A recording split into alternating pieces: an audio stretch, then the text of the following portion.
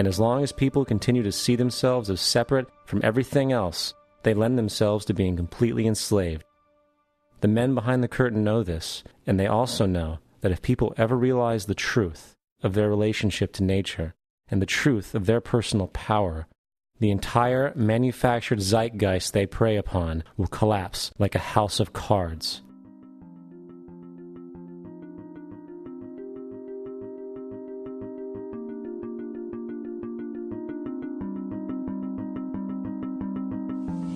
The whole system that we live in drills into us that we're powerless, that we're weak, that our society is evil, that it's crime-ridden, etc., and so forth.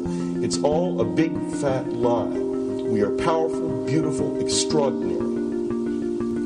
There is no reason why we cannot understand who we truly are, where we are going.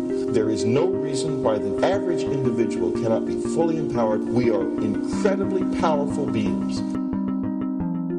You know, I think I spent 30 years of my life, in the first 30, trying to become something. I wanted to become good at things. I wanted to become good at tennis. I wanted to become good at school and grades and everything I kind of viewed in that perspective. I'm not okay the way I am, but if I got good at things, you realize that I had the game wrong.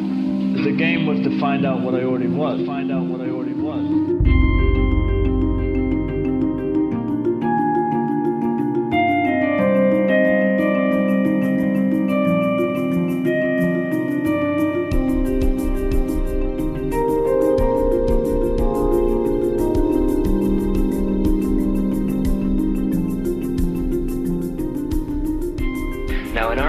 We've been trained for individual differences to stand out.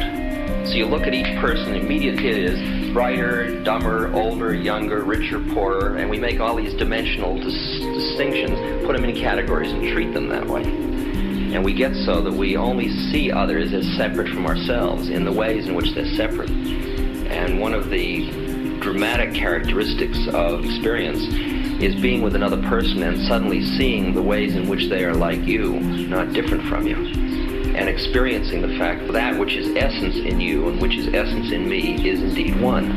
The understanding that there is no other. It is all one.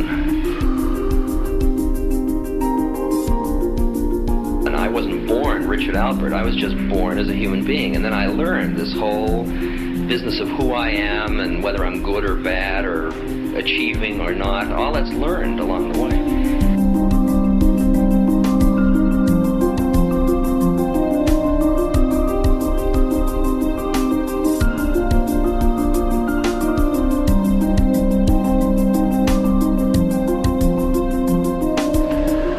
The old appeals to racial, sexual, and religious chauvinism, to rabid nationalist fervor, are beginning not to work.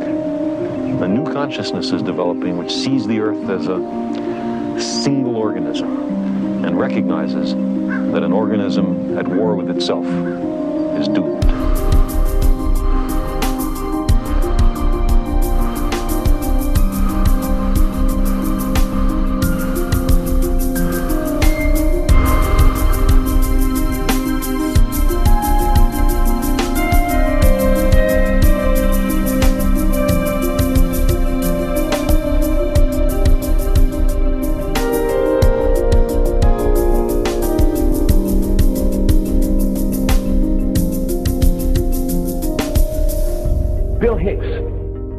Finish his shows with this. Life's like a ride in an amusement park. And when you go on it, you think it's real, because that's how powerful our minds are. And the ride goes up and down and round and round. It has thrills and chills, and it's very brightly colored. And it's very loud, and it's fun for a while. Some have been on the ride for a long time, and they begin to question, is this real, or is this just a ride? And other people have remembered, and they come back to us and they say, hey, don't worry. Don't be afraid ever, because this is just a ride. And we kill those people. Shut him up. I've got a lot invested in this ride. Shut him up. Look at my furrows of worry. Look at my big bank account. My family. This has to be real. It's just a ride. But we will kill those good guys who try and tell us that. You ever notice that? And let the demons run amok? But it doesn't matter, because it's just a ride, and we can change it anytime we want. It's only a choice. No effort, no work, no job, No savings of money. Just a choice right now between fear and love.